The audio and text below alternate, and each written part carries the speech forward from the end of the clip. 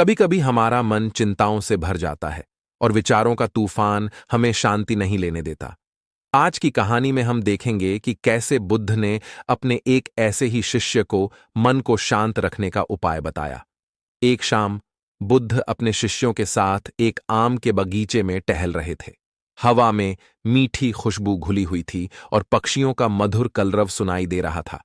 अचानक एक शिष्य दौड़ता हुआ आया और बोला, गुरुदेव, गांव में बहुत कोलाहल मचा है, लोग आपस में लड़ रहे हैं।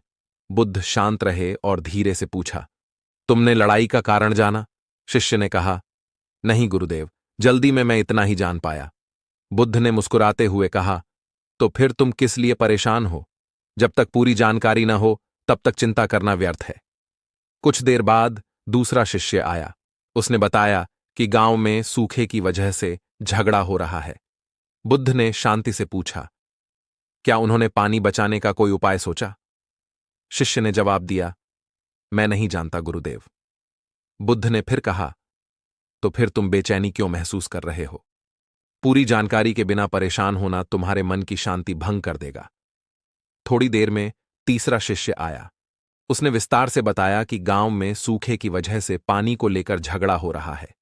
गांव वाले मिलकर कुआं खोदने की योजना बना रहे हैं। बुद्ध ने सिर हिलाया और कहा, अब समझ में आया। यह अच्छी खबर है कि वे समस्या का हल निकालने की कोशिश कर रहे हैं। इस कहानी से सीख मिलती है कि अधूरी जानकारी के आधार पर परेशान होना बेकार है।